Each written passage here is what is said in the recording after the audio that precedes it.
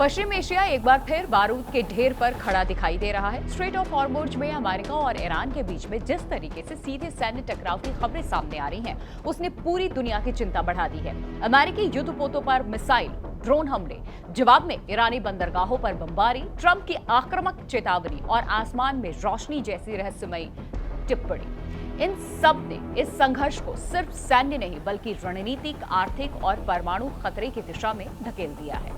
सवाल यही है कि क्या ये सिर्फ दबाव बनाने की रणनीति है या फिर दुनिया किसी बड़े युद्ध की ओर बढ़ रही है।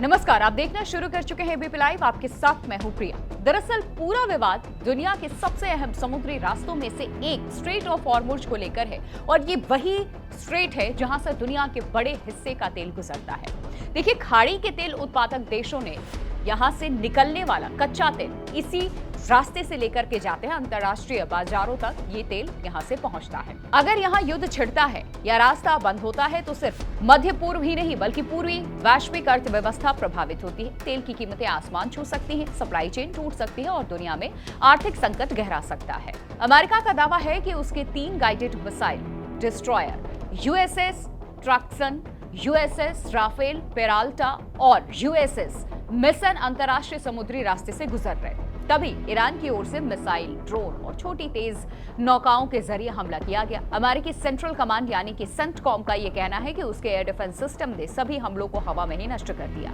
किसी जहाज को नुकसान नहीं हुआ, लेकिन इसके तुरंत बाद अमेरिका ने सेल्फ डिफेंस के नाम पर ईरान के केशम पोर्ट और बंदर अब्बास में सैन्य ठिकानों पर हमला कर दिया।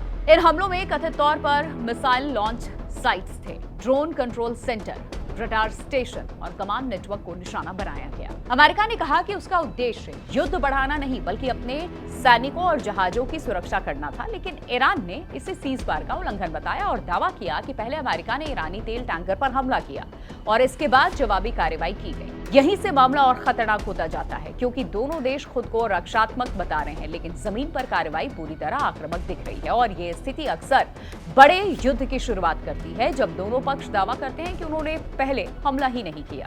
इस पूरे घटनाक्रम के बीच में अमेरिकी राष्ट्रपति डोनाल्ड ट्रंप का बयान सबसे ज्यादा चर्चा में है। ट्रंप ने कहा कि अमेरिकी जहाज सुरक्षित रूप से हॉर्मुज पार कर गए और ईरानी हमलावरों को पूरी तरह तबाह कर दिया गया, लेकिन सबसे ज्यादा ध्यान खींचने वाली बात उनकी वो चेतावनी रही जिसमें उन्होंने कहा कि अगर ईरान समझौते के लिए तैयार नहीं हुआ तो आसमान में ऐसी रोशनी दिखाई देगी जैसे पहले कभी देखी ही ना हो। देखिए, अब यही बयान वैश्विक मीडिया और रक्षा विशेषज्ञों के बीच में चर्चा का केंद्र बन चुका है।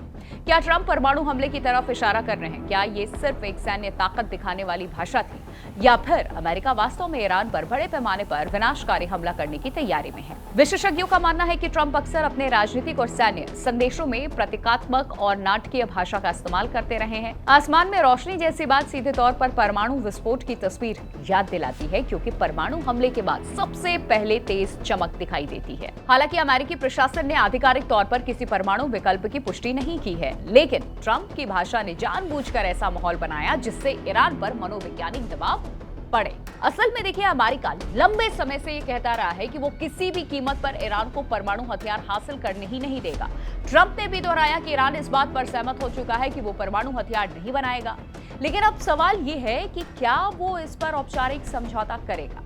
यहीं से पीस डील की कहानी शुरू होती है। पिछले कुछ हफ्तों से अमेरिका और ईरान के बीच में बैक चैनल बातचीत भी चल रही थी। ट्रंप प्रशासन का यह दावा है कि समझौता की दिशा में काफी प्रगति हुई और इसी वजह से अमेरिका ने प्रोजेक्ट फ्रीडम को कुछ समय के लिए रोकने की बात कही थी। ये वही सैन्य अभियान था जिसके तहत अमेरिकी नौसेना लगातार स्ट्रेट ऑफ हॉर्मुज में अपनी मौजूदगी बढ़ा रही थी। लेकिन अचानक हुए इन हमलों ने सवाल खड़ा कर दिया कि क्या शांति वार्ता अब खत्म हो चुकी है? अमेरिका ये कह रहा है कि सीजफायर अभी भी लागू है। ट्रंप दावा कर रहे हैं कि बातचीत भी जारी है। दूसरी तरफ ईरान खुलकर अमेरिका पर युद्ध विराम तोड़ने का आरोप लगा रहा है। देखिए, ईरान के इस्लामिक रिवोल्यूशनरी गार्ड कॉर्प्स यानी कि IRGC ने कहा है कि अमेरिका के उसके तेल टैंकर को निशाना बनाया गया, जिसके जवाब में अमेरिकी जहाजों पर हमला किया गया। ईरान का ये दावा है कि उसके हमलों से अमेरिकी नौसेना को भारी नुकसान पहुंचा और अमेरिकी जहाज तेजी से यहां से भागे।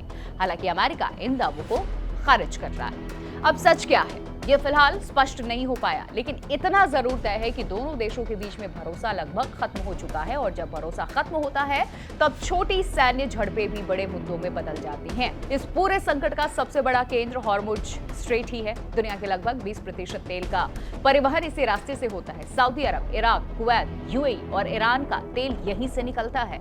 अगर यहाँ युद्ध होता है तो तेल सप्लाई रुक सकती है। इसका असर भारत जैसे देशों पर भी पड़ेगा जो बड़े पैमाने पर तेल आयात करते हैं। भारत के लिए ये संकट इसलिए भी गंभीर है क्योंकि खाड़ी क्षेत्र में लाखों भारतीय काम करते हैं। हाल ही में यूएई के फुजैरा में हुए हमले में 3 भारतीय घायल हुए थे। अब यूएई में हाई अलर्ट है, एयर डिफेंस सिस्टम एक्टिव है और अबू धाबी के आसपास धमाकों की खबरें सामने आ रही हैं। ऐसे में वहां रह रहे भारतीयों की सुरक्षा भी अब बड़ी चुनौती है, बड़ा मुद्दा बन सकती है। यूएई ने ईरानी हमलों को खतरनाक उकसावा बताया। खाड़ी के देश पहले ही ईरान की सैन्य गतिविधियों से चिंतित थे। सऊदी अरब और यूएई लंबे समय से अमेरिका के साथ सुरक्षा सहयोग बढ़ा रहे हैं। अगर तनाव और बढ़ता है तो पूरा खाड़ी क्षेत्र युद्ध में घिर सकता है। अमेरिका की रणनीति भी अब साफ दिखाई यहाँ दे रही है। वो सीधे जमीनी युद्ध से बचना चाहता है शुरू से, लेकिन समुद्री नियंत्रण अपने हाथ में जरूर रखना चाहता है और इसी वजह से अमेरिका नौसेना लगातार हॉर्मुज में गश्त कर रही है। अमेरिका का मानना है कि अगर ईरान को समुद्री रास्तों पर नियंत्रण मिल गया तो वो वैश्विक तेल बाजार को बंधक बना सकता है। सबसे बड़ा मुद्दा अमेरिका के लिए।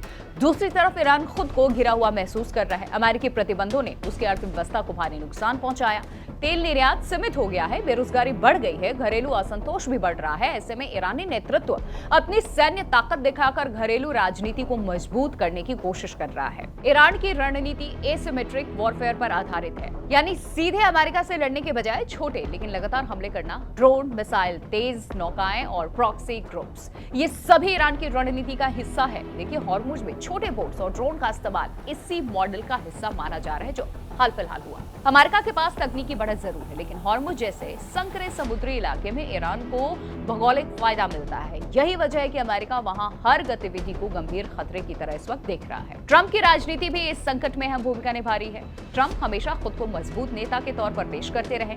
चुनावी माहौल में वो ये संदेश देना चाहते हैं कि अमेरिका उनके नेतृत्व में किसी भी चुनौती का जवाब दे सकता है। इसीलिए उनकी भाषा और बयान अक्सर बेहद आक्रामक होते हैं। लेकिन खतरा ये है, यहाँ आप समझिए, बहुत ज्यादा आक्रामक बयानबाजी कभी हालात को नियंत्रण से बाहर कर देती है। बयानबाजी, अगर एक और हमला यहाँ हुआ, अगर किसी अमेरिकी जहाज को नुकसान पहुंचा या अगर ईरान के किसी बड़े सैन्य ठिकानों को तबाह किया गया तो फिर युद्ध रोकना मुश्किल हो सकता है। सबसे बड़ा डर परमाणु संकट का है। अमेरिका बार बार ये कह रहा है कि वो ईरान को परमाणु हथियार नहीं बनाने देगा, स्पष्ट बोलता रहा है वो। ईरान आधिकारिक तौर पर ये कहता है कि उसका परमाणु कार्यक्रम शांतिपूर्ण है, लेकिन पश्चिमी देशों को संदेह है कि ईरान गुप्त रूप से परमाणु हथियार क्षमता हासिल करना चाहता है।